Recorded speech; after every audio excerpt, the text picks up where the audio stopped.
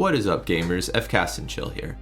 So I got a lot of attention from my 200 solo Cox loot video, and so a lot of people said that they want to see a solo ohm guide, so that's what we're going to do today.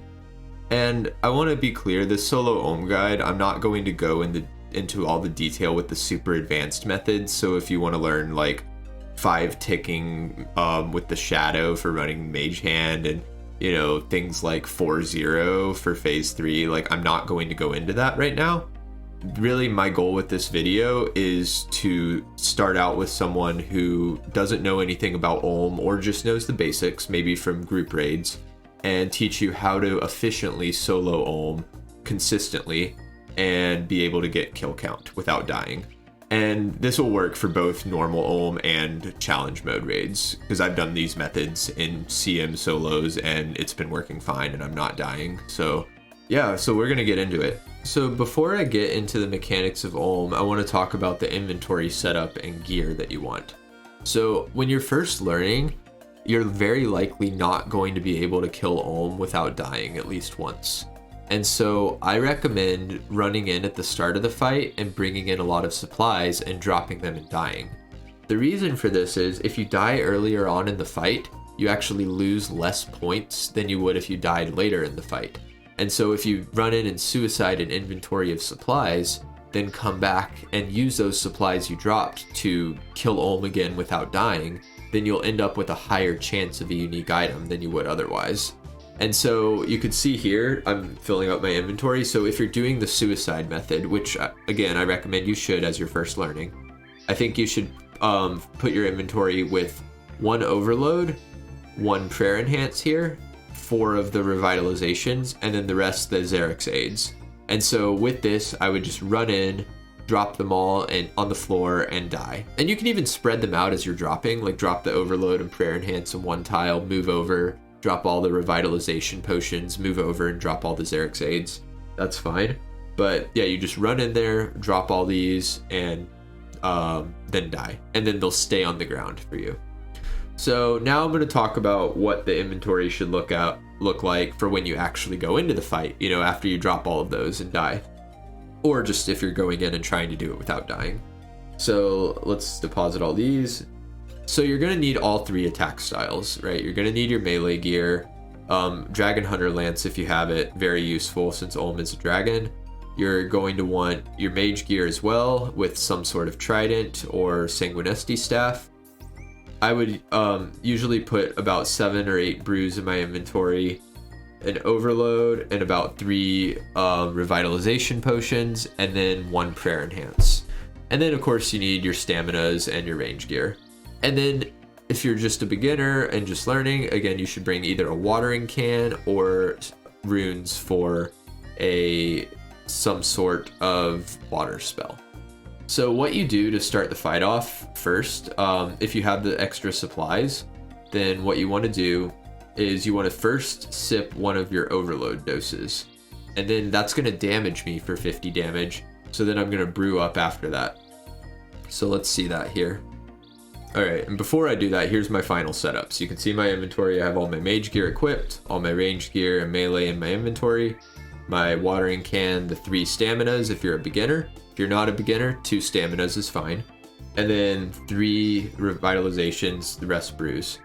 So alright, I'm going to go ahead and sip my overload here. And then as I do that, my health will start going down. Let's go ahead and click that.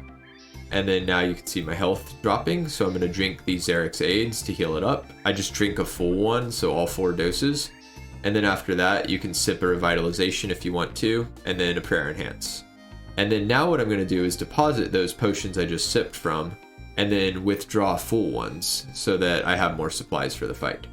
And that's what I did here. So you can see now I have my 7 brews, my 3 revitalizations, the overload, and the prayer enhance, and then I'm going to go into the fight. And again, you do this after doing the suiciding the supplies in. So that's what you want to do to start off. And then if you're not doing the suicide method, then you do exactly what I just did there. Same supplies. You're just not going to have a stack of them on the ground to pick up when you run out. So before I talk about all the different methods, I think first we should go over all of the mechanics of Ohm and his different attacks and how to correctly avoid or pray against them. So first of all, Olm has two just regular normal attacks. One is, you can see here, he's shooting out a cone in your direction, and when he's doing that attack, you need to pray against Protect from Mage. And so when you see the animation, it's already too late. You need to have been praying beforehand. And so what I typically do is, if I see him do this attack, I'll switch my prayer to Protect from Mage until I see his other attack, and then I'll switch back. So he has this cone attack that you can see here, and then there's also another one where he just shoots out a little yellow ball at you that you can see here. And so for this one, you want to be praying Protect from Ranged. So again, depending on the last attack he used, if it was the cone, use Protect from Mage, and then if he shot the little ball at you, use Protect from Range. And I'll typically just switch after I see him switch. One thing, I think, if you actually have full Torva, which, is extremely expensive, I think it's better to just can't Protect from Mage, because the range defense is so high with Torva that it's better to just always keep Protect from Mage on. So those are Olm's two standard basic attacks, but he has quite a few other attacks too. So this other one is, you can see these little spheres that'll be shot out at you. And so there is one sphere that comes. It can be either purple, green, or red. And when it comes at you, initially when it spawns, it will drain 50% of your prayer. And so that's a little frustrating. You probably don't want to keep your prayer too close to max, because that can, chunk out a lot of your prayer points. And if you don't pray correctly against the sphere, then it will also damage you for about 50% of your health. So whenever the red sphere comes at you, you need to have Protect from Melee up when it hits you. When the green sphere comes at you, you need to have Protect from Ranged up when it hits you. And when the purple sphere comes, you need to have Protect from Magic. So simple enough. Again, this one doesn't happen too often, but it's just another one of Olm's attacks that he can use. Now, he also has a couple specific attacks that he can do, and these three can happen during any phase except for the head phase at the end. And so the first of these is the teleporting swap attack.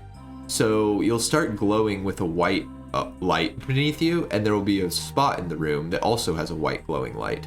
And what you need to do is run to that spot in time, or you will be teleported to it and take damage. So the further away you are from that spot in the room when the teleport happens, the more damage you'll take. And if you get to it in time, you'll see in the bottom left in the chat box, the teleport attack has no effect. And when you see that, then you're good to move off of it and you're fine, you won't take damage. Another one of Olm's specific attacks that he has is the Crystal Burst attack. So there's a little crystal seed that gets thrown on the ground under where you're standing. And if you don't move for a couple seconds, then it'll explode and deal very heavy damage.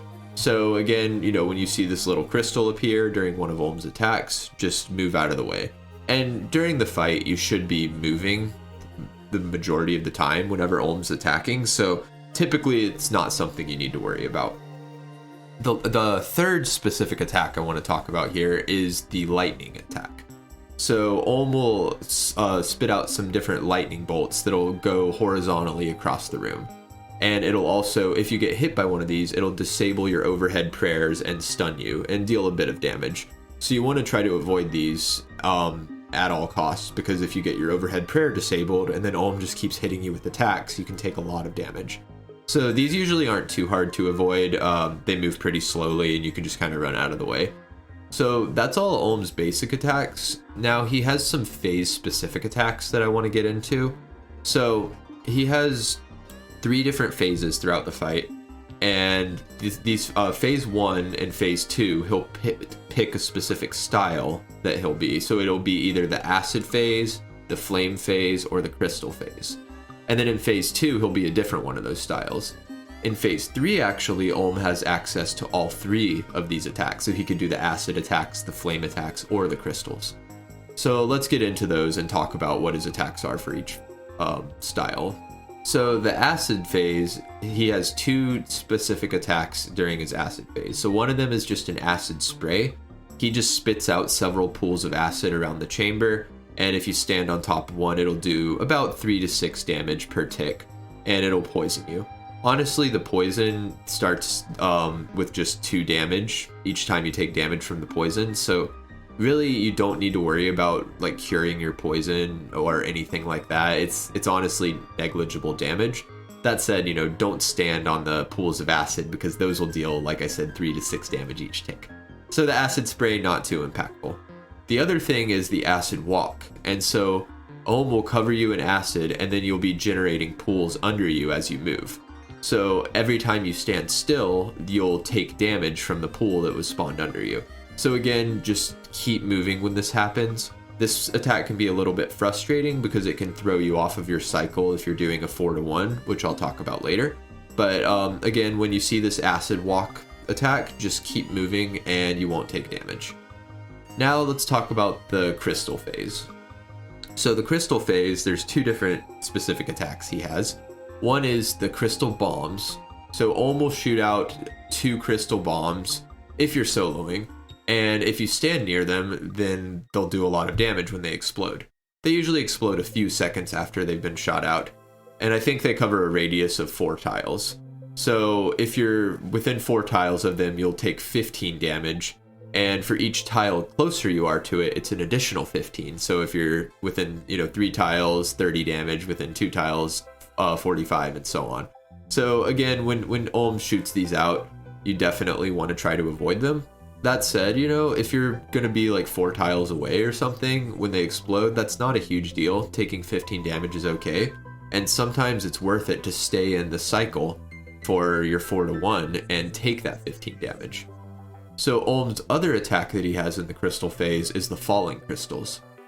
So the falling crystals just fall from the ceiling and you just have to keep moving. So it's these little crystals that fall every couple ticks. And they'll deal somewhere in the 15 to 20 damage range if they hit you. And you just have to make sure you're moving whenever they fall. Again, you should be moving most of the time during the fight anyway, so it's not a huge deal. Pretty easy to deal with once you have some experience. But early on, it can be a little daunting to just feel like you have to always keep moving. So that's it for the crystal phase. Next, let's talk about the flame phase. So the first of Ohm's flame phase attacks is just called a deep burn. So he shoots out a green fireball at you, and then you'll see your Ohm yell "burn with me," and the targeted player will take 5 damage every few ticks, and it drops your stats a little bit too.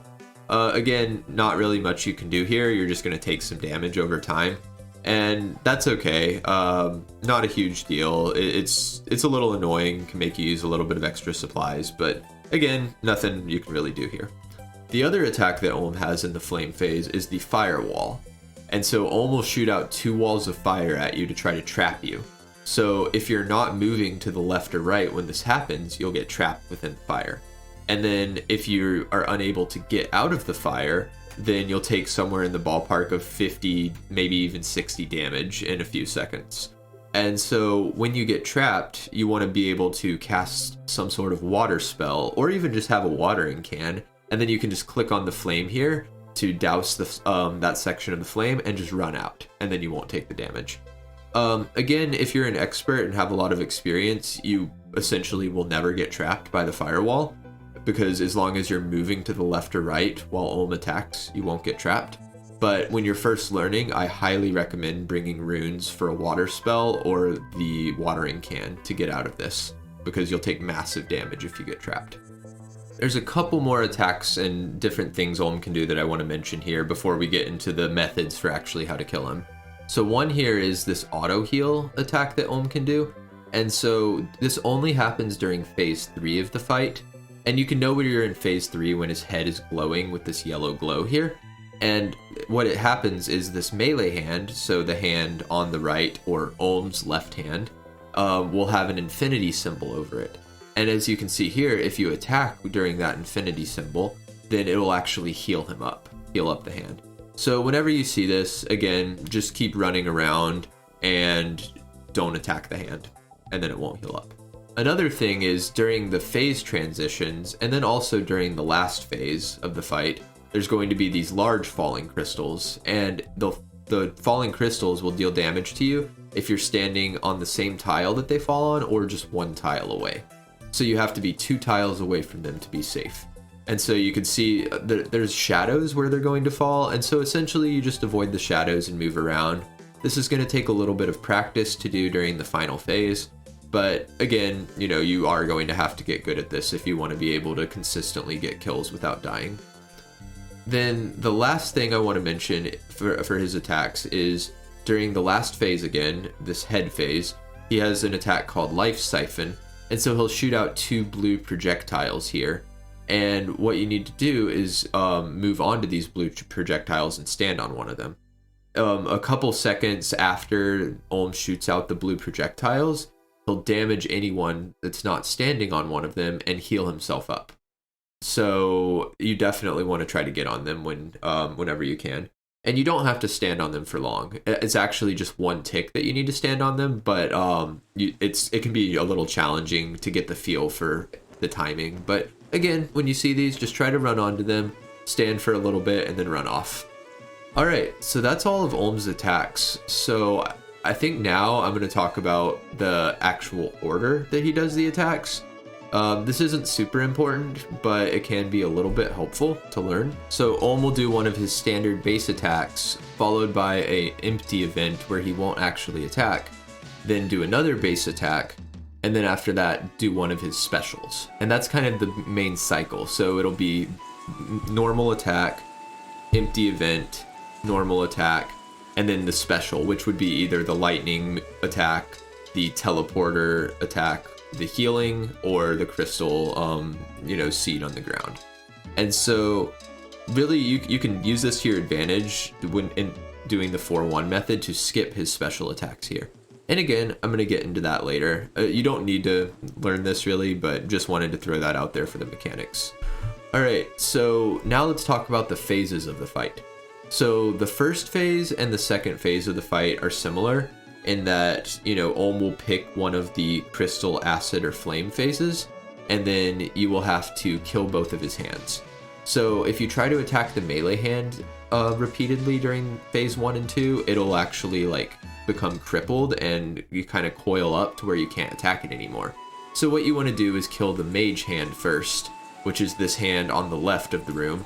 And you can only, when it's called the mage hand because you want to use mage attacks on it. And once you kill that, then you switch to your melee gear and use your melee attacks on the melee hand over here. And so once you kill both of those, that will end phase 1, move on to phase 2. Again, same process for phase 2. You kill the mage hand and then kill the melee hand. Then once you do that, then that'll end phase 2 and move on to phase 3. For phase 3, you can see Olm's head is glowing here. And again, you do need to kill both of his hands. But the problem with phase 3 is you need to kill both of his hands within a few seconds of each other. So once you kill one hand, it'll start regenerating, and you need to kill the other hand too before the bar fills up, or it'll respawn. And so what I typically do here is, you want to get the mage hand very low, and then finish off the melee hand, or vice versa. Some people like to get the melee hand very low, finish off the mage hand and switch, but I think that typically it's better to kill the melee hand first, and have finished that one off, and then kill the mage hand afterwards, because the melee hand has that healing attack. If it does that healing special with the infinity symbol, then you're kind of screwed, right? If you already killed the mage hand, and then it would just regenerate. So once you kill both of these hands off within a few seconds of each other, then you'll go into the final phase of the fight, which is the head phase. So in this phase, you want to equip your ranged gear, run around the room to avoid these falling crystals, and just range Olm down. And that's really the fight. So one thing that I haven't mentioned yet is Olm will only use his attacks if he can see you. And so as you run around the room, if you're in a spot in the room where he can't see you, instead of attacking, he'll actually just turn his head towards you. And so this is really important to learn how to do, because the goal is to make him turn his head when he would be attacking as much as possible, because that'll significantly reduce the damage that you take. So learning the timing of the head turning and mastering it is the key to being successful in this fight. And so again, he attacks every 4 ticks, so that means he will turn his head every 4 ticks. All right, so now definitely import the tile markers that I have in the video description. Very important here. But let's actually get into the phases of the fight, and I'm going to talk about how to kill the mage hand, and then how to kill the melee hand, and then the head phase at the end. So let's start off with the mage hand running. Alright, so now we're going to talk about mage hand running. So you're able to run back and forth across the room while attacking the mage hand to where Olm is always turning his head and you will never take any damage if done perfectly. And so to do this method, you're going to need one of the powered staffs that attacks every 4 ticks. So I recommend the Trident of the Swamp. You can also use the Sanguinesti staff, or you could even use the Trident of the Seas, which is just the trident without the magic fang. But in general, I'm using my Trident of the Swamp here. And so you can see I'm running back and forth around the room and attacking Olm at the right time to make sure he turns his head and I'm never getting hit.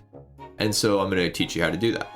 So the first thing is, I said Olm attacks every 4 ticks. So you want to make sure that you're attacking on the same tick that Olm is. So you can see as I attack, I get an XP drop that appears the exact same time that Olm turns his head. If you're clicking to attack the hand as you see the head turn, then you are too late and you're going to get hit. So again, you need to click to attack before he turns his head so that the XP drop will come up at the same time his head turns. Again, this will take a little bit of practice, but you can see here I'm just getting these XP drops right as his head turns, and then waiting 3 ticks and then attacking again. When I say ticks, if you're not familiar with tick manipulation and you know how to count ticks, I highly recommend turning on the true tile indicator. And you can see that's that blue tile underneath my character. And as you're running, when you see that move 3 times, that'll have been 3 ticks. Every time that true tile moves, that is 1 tick.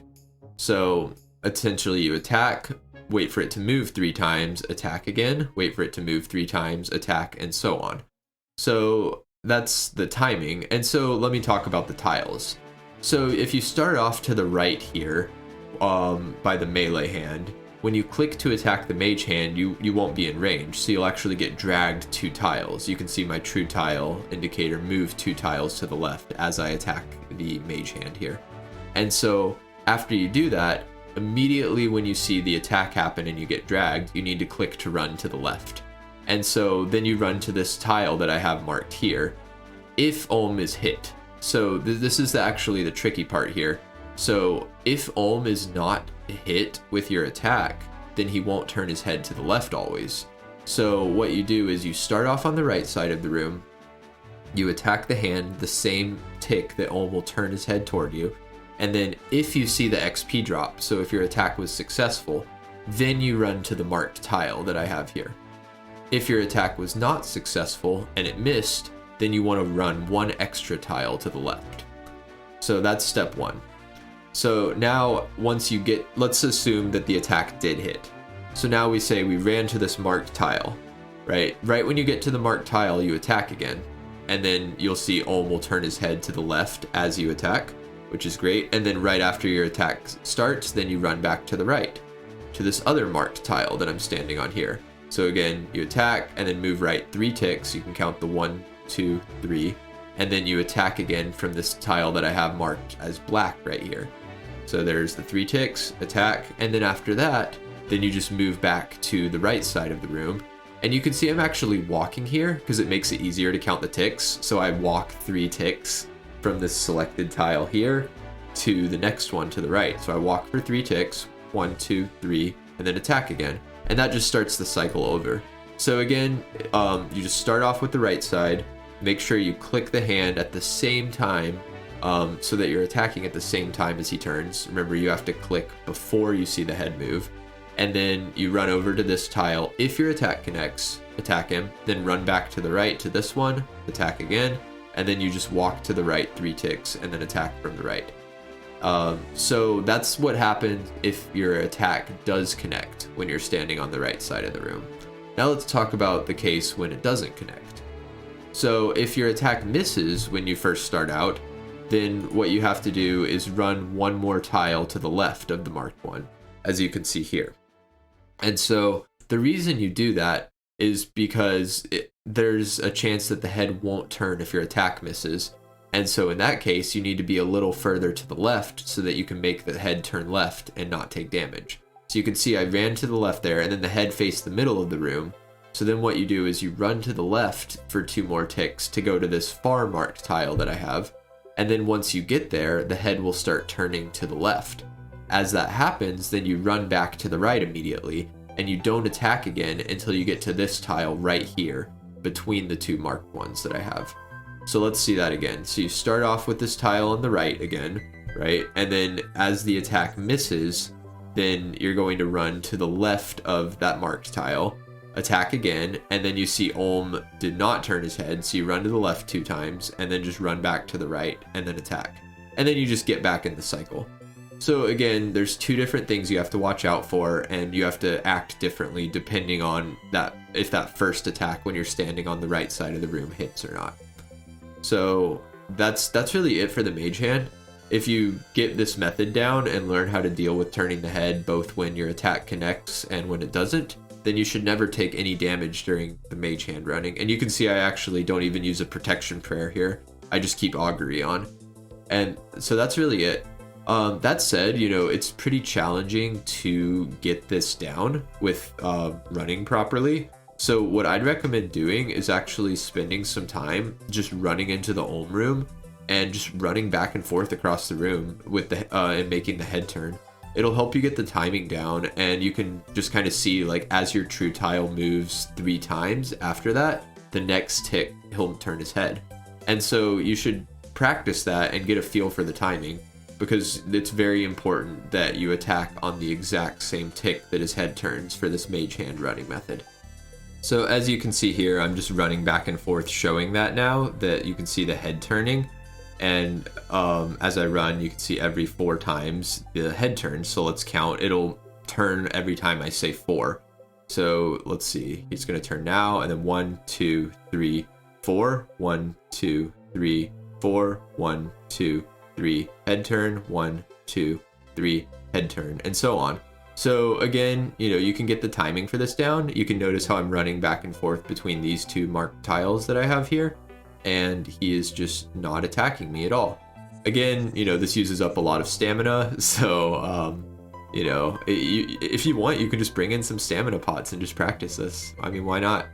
But that's really it. So now we're going to get into the method for dealing with the melee hand. And so this is actually quite a bit more complicated than dealing with the mage hand, believe it or not. And so there's 3 different methods for the melee hand that I want to teach you. One is the 1-0 method, then the 3-1 method, and then the 4-1 method. So the reason these methods are called 1-0, 3-1, and 4-1 is for the 1-0, you're getting 1 attack in every cycle for 0 of Olm's attacks. So with 1-0, you actually don't take damage. For the 3-1 method, you're getting 3 attacks in for every 1 of Olm's attacks. And then with the 4-1 method, you're getting 4 attacks in for every 1 of Olm's attacks. So while learning, it might be good to start out doing 1-0 because you'll use less supplies since you're not getting hit. And it'll help you, you know, get the timing down for the head turning. But in general, I think it's much superior to use the 4-1 method. You definitely want to try to learn the 4-1 method after you get comfortable with the timing of the head turning. So your goal should be to learn 4-1. It's just significantly better. He'll die significantly faster too, because with 1-0, you're only attacking half as much as the 3-1 and 4-1 methods. So let's start off with how to do 1-0. So you can see here I'm running back and forth between these 2 marked tiles, and Olm is turning his head every time I get to the tile. And so what you do is you just run back and forth between these 2 tiles and you attack the hand on the way. So as you get to this left tile here, right when you see your true tile indicator get to that leftmost selected tile, then you just click on the hand to attack. And then as your true tile gets to that black marked tile that I have there and you attack, then you just click to run right after that. So really you're just attacking while doing the same running that you're practicing. So you just run back and forth between these 2, you attack the hand on the way there, and then you don't attack on the way back. So you can see that. Start out from the left right here, click the hand to attack, then keep running, then run back to the left. And again, just keep doing that. So I'm taking no damage and dealing damage, but as you can see, you know, I'm only getting half as many attacks in as I could be. So again, it's going to use up more run energy if you do it this way, but it is very good for learning the timing and, you know, just getting used to the method. So that's 1-0, pretty simple. Now let's talk about the other methods. All right, next I'm going to talk about the 3-to-1 method.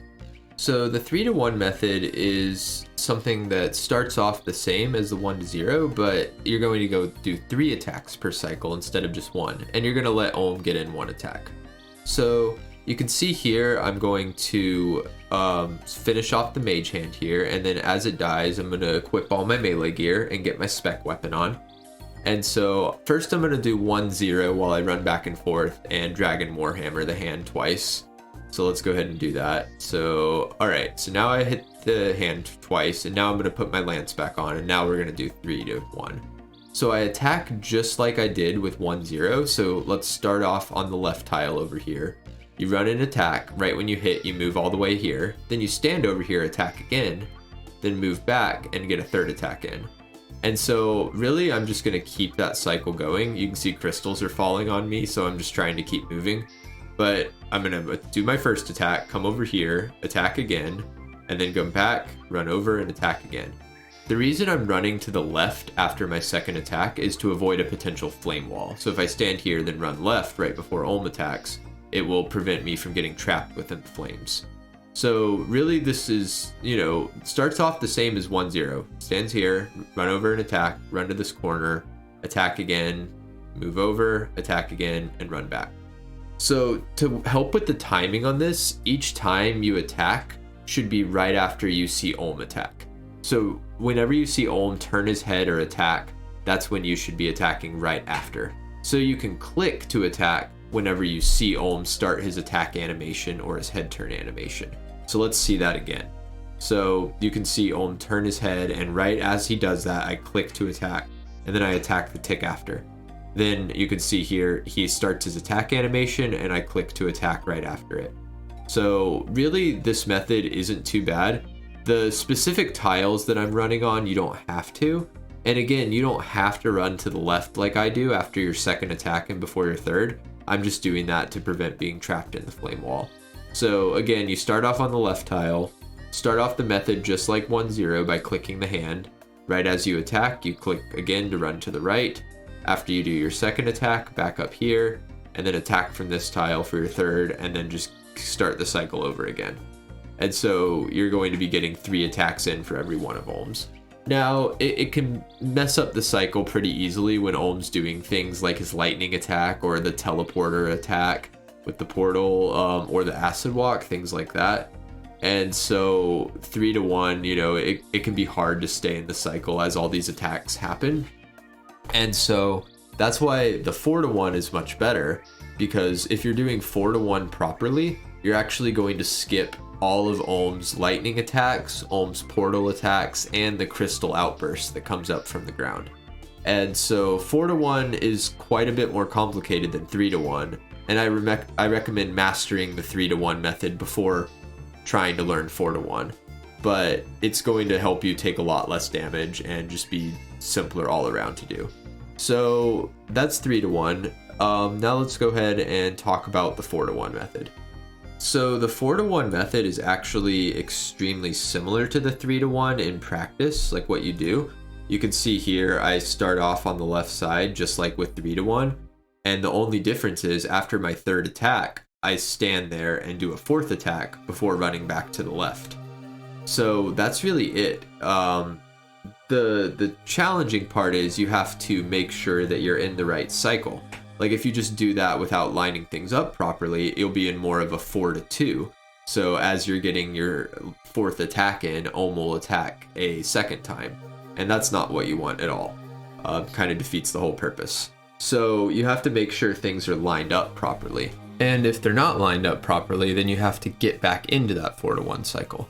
So as you start doing your 4-to-1, you do your first hit while you're running to the right, do your second hit at the corner there.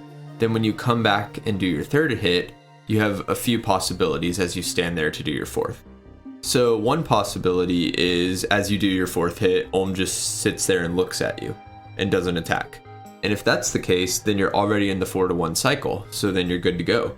If he doesn't attack you after you hit your 4th hit, right after that, run back to the left and then start all over again and just keep doing that. And he will only hit you once for every 4 attacks. If he hits you a second time, so let's say that you're trying to set up the 4-1, and as you do your 4th attack, he hits you with just a second normal attack, so his little, ranged ball or his mage cone. Then if that's the case, what you're going to do after your 4th attack is you're going to run back to the left, and then you're going to do 1 3-1 cycle. So then you just do the 3-1 like we learned before, and after you do that and then run back to the left, then you should be in the 4-1 cycle. And so after that single 3-1, then you go back and do the 4-1 method, where you're just, like I said before, starting at the left, hitting him once while you run to the right, hitting him a second time at the corner, backing up, hitting him a 3rd time, and then just standing there and hitting him a 4th. And so as you, like I said, you just do the 3-1 once, and it'll shift Olm's attack pattern compared to yours, and then you'll be in the cycle. The other thing that can happen is you could get one of Olm's special attacks. So like the crystal outburst from the ground, you could get the lightnings or the portals. So those are Olm's 3 specials. So if you get the crystal outburst and the lightning, then after you see that attack come out, his special, the crystal or lightning, then you just attack him 3 times and then run back to the left. It could be a little hard with the lightning because, it could be hard to dodge the lightning as it's coming. And if that's the case, you might just want to run left and just reset. But if you have the crystal outburst or lightning, attack him 3 times right after, and then run left and start over, then you'll be in the 4-1. That said, if you get a portal, then you're going to have to run away somewhere else in the room and, just so you don't take damage and get teleported. And then after that, everything's going to be all messed up. So from there, then you just try to get back in the cycle, see where you're at, and then just reevaluate. So after the portal, just try out the 4-1 again once you get the timing lined up, and just hope that you're in the cycle. And if you're not, then do the correction you need to do to get into the cycle. And then the other thing that can happen is Olm could do the phase-specific attacks, like the acid walk, the crystals that fall on you, or the flame wall. And so the way that I walk, if you watch me, I run to the left as Olm's attacking both times. And so that will prevent me from getting flame walled. If you get acid walked, it might just be in your best interest to just run back and forth across the room until it wears off, turning Olm's head, so you don't take any damage. And then with the crystals, again, it takes some practice, but you can stay in the 4-1 cycle and just keep hitting him and keep moving as the crystals fall on you. So that's really it for the 4-1. It's the same thing as the 3-1, except you stay there for a 4th attack before running back to the left.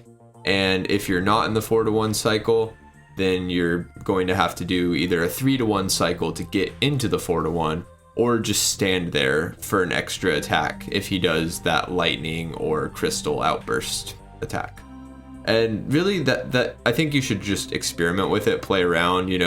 It's kind of a lot to take in before practicing it. So just try out the 4-1 once you're comfortable with the 3-1. And, if you're not in the cycle, then do a 3-1 and try to get into it. And, as you practice, it'll become more intuitive for you, and it'll be a lot easier to see like, oh, okay, well, he did the 2 auto attacks there. So I just do my 1 3-1 and then get back into the 4-1.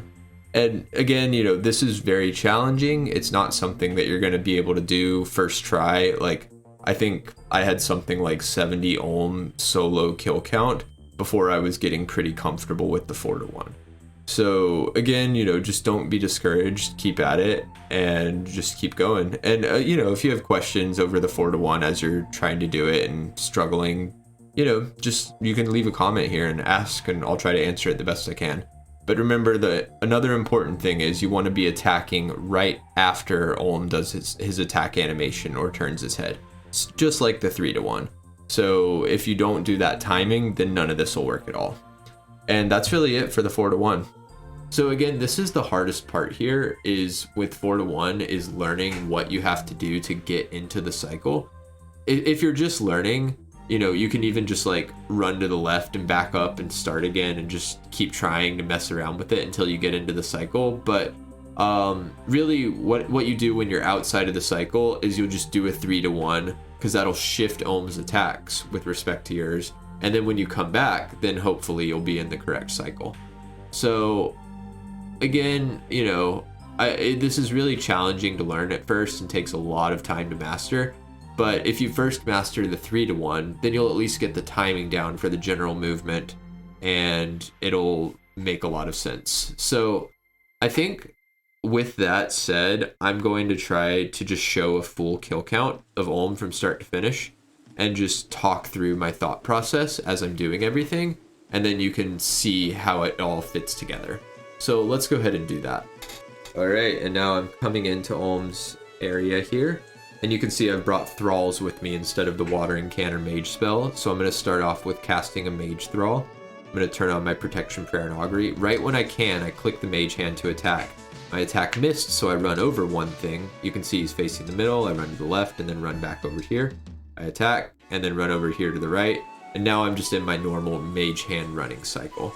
So you can see I'm attacking just like I explained before.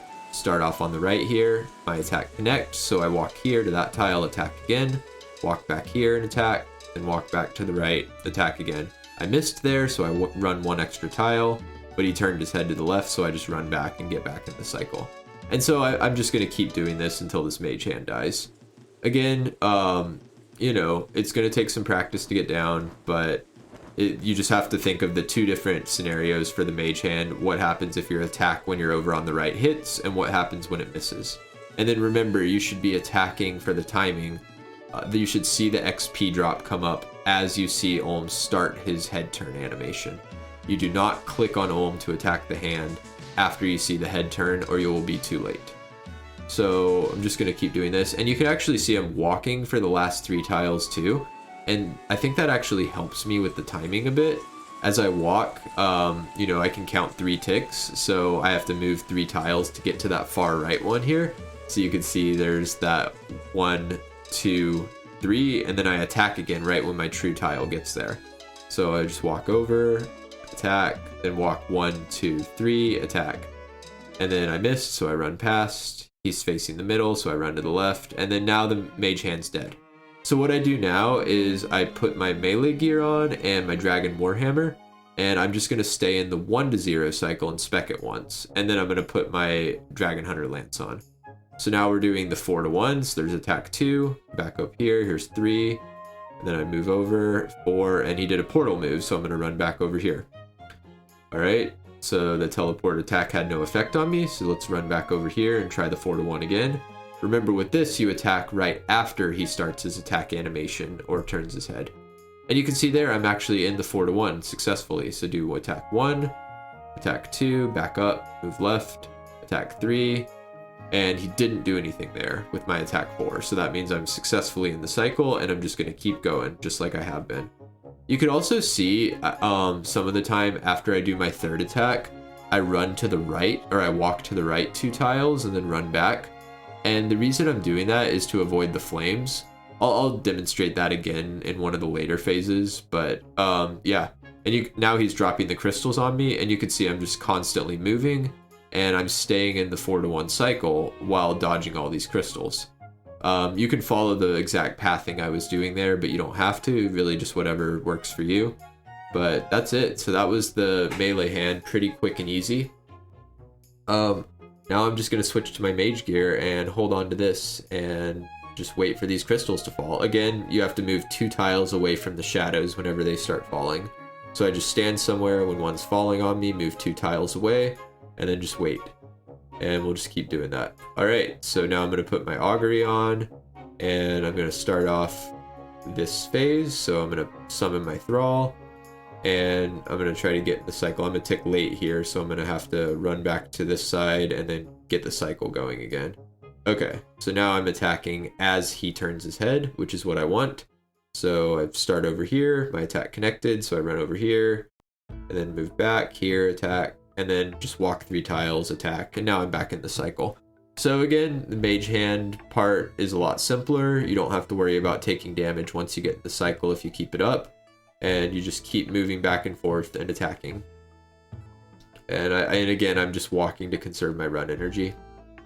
You can see my overload is about to run out. So My health's still very high right now, but actually one tip is whenever your overload runs out, it heals you for 50 health. So if I was at more like 60 health right now, I would not want to brew up because I would want my overload to just heal me back up to 99. And then I can overload again after that. So then my overload ran out right there. So now I'm going to sip another one, and then I'd end up taking 50 damage from that. And so now I want to brew up because now, you know, my overload's not going to run out for 5 minutes and my health was low. So I'm brewing up here. Again, running back to the left. Okay, and now the mage hand's dead. That was pretty quick. So now we're going to equip our Dragon Warhammer and spec him, and then equip our lance, and then summon a melee thrall to help out. And again, let's try the 4-to-1 cycle. There's attack 2, attack 3. I'm going to move right 2, then back, attack 4, and I'm in the cycle already, so I don't have to do anything. Got pretty lucky. He's already not doing the attack. And so again, you can see after my 3rd attack, I walk 2 tiles to the right and then run 1 to the left before doing my 4th attack. And again, the reason for that is to dodge flame walls, right? So you need to move to the left or to the right, just to the side, right before and as he's attacking so that you don't get hit by the flame wall and trapped. So that's why I do the weird pathing there. But now that I'm in the cycle, I don't have to worry about that flame wall anymore. So I just stand here and then run back to the left, attack the hand, and that was it. So that hand's dead. And so that was phase 2. So now we're going to be moving on to phase 3 next, but first I have to dodge all these crystals. So I'm just going to hang out here and wait for the shadows to come near me and then move away. Also, Olm switches sides of the room each time after each phase. So that's why you can see me running from that other side to this one up here. But yeah, alright, he's back. I'm going to Dragon Warhammer spec that hand, equip my mage gear, augury, and then just get back in. Okay, I'm messing up there, but there we go. Okay, so now I attack as he turns his head, and then summon my mage thrall. And then now I'm back in the cycle, so I'm just going to keep doing that, sip my stamina. And yeah, now we're in the cycle, we're good, and I'm just going to hang out here. So remember on phase 3, the hands, if you kill one of them before the other one, you know, is close to dead, it'll just regenerate. And so what I'm going to do is get this mage hand within 1 hit of dying, and then I'm going to kill the melee hand and then go back onto the mage hand. So again, you have to kill both hands within a few seconds of each other in phase 3 here, or they will regenerate. And you know, if you're first learning and you're okay with dying, you know, you could just go in and just keep killing the melee hand or mage hand on this phase 3 over and over again to practice, right? So there's no penalty for dying other than losing points. So you can see the points at the top right. I have about 25,000 right now. And if you die, I think you lose about 35 or 40% of your current points, and that will lower your chance of getting a unique drop. But if you don't care about that and you're just trying to learn, you can just keep going in and suiciding and just keep killing the hand that you want to learn on this phase 3 and let it keep regenerating. But anyway, so here you can see I got the mage hand very low. So now I am going to focus on the melee hand and kill it. So I'm trying to do the 4-to-1 cycle here. There's my 4th attack, and Olm did not attack a second time there. So again, I'm already in the 4-to-1. Again, remember, if I was not already in the 4-to-1 when I tried it out and he was doing a second attack there, then I would do a 3-to-1 cycle to try to get into the 4-to-1. But I don't have to worry about that right now. So I'm just going to hang out here, keep doing my 4-to-1, attack 1, move over, attack 2, back up, run left, attack, and then do another attack, and then run. So that's really it. Again, with this 4-to-1, to get the timing right, you want to be attacking right after Olm attacks or turns his head. And then also you want to make sure you're moving right after you attack. Like after you see the XP drop come up or you see yourself start the attack animation, make sure you click to move very quickly because you don't want to sit there for a tick. Alright, and then let's finish off this hand. You can see I dodged the flame wall there successfully because I was moving to the right, or to the left. And then now I killed the mage hand too with that last hit. So now for the head phase. The head phase is just a bit hectic. This does take a lot of practice to get to where you can do it comfortably. But all that's going on is these crystals are falling. Again, you need to be 2 tiles away or you take damage. And Ohm just does his attacks like he has been the whole time. So really what you want to do here is just make him turn his head as much as possible. And so what I do is I just run back and forth across the room and make him turn his head and just keep running and shooting him. One thing, you do want to make sure you're not attacking at the same time that Ohm is, because that means you could get trapped in the flame wall. Remember, you need to move to the left or right whenever Ohm does his attack. And so here I'm attacking right after Ohm attacks. So again, just running back and forth. I summon my range thrall here. Here's that blue attack where I have to stand on here so he doesn't get healed. Then I run off. And yeah, I'm just running back and forth, trying to make him turn his head as much as possible and getting in attacks when I can. You know, this part, you probably are going to end up using more supplies than anything else. I use the Bofa for this part here, and honestly, if you have a Dragon Hunter crossbow, that's pretty preferable. It's since the Dragon Hunter crossbow attacks every 4 ticks instead of, or every 5 ticks instead of 4, it will let you take a lot less damage because you can run more across the room. Again, you know, Bofa's fine. You're just going to take more damage, and I killed him there, and unfortunately no purple. But that was the whole fight. You can see I still have, what, like 4.5 brews left, and I only went in with 7. So I barely used any supplies there. It's actually, like, if you get the 4-to-1 method down and you're good at it, you won't use much supplies at all. And that's really it. That's the example Ohm kill. If you have any questions, then feel free to drop them in the chat. You know, this does take a lot of practice, like a significant amount. You know, I've done 200 solos now, and I think I still had no idea what the hell I was doing until I had done something like 60 to 70. So really just keep at it. Don't get discouraged. This is one of the harder things in the game. And, you know, just let me know if you have any questions or if this makes sense. And, you know, if you like the guide, want to see more content, feel free to like and subscribe the video. I'd appreciate it. And, you know, maybe let me know if there's any other loot videos you'd like to see. I know you guys really enjoyed that loot from 200 Cox kill count. Maybe I'll do a 200 corrupted gauntlet kill count or something like that too, if you guys want to see that. But anyway, that's it for my Ohm guide for now. There are some more advanced methods that I didn't talk about, but this is more of the basics that you need to consistently get kill counts in solos. So that's it for now. Thanks for watching. Please like and subscribe again, like I said, and take care.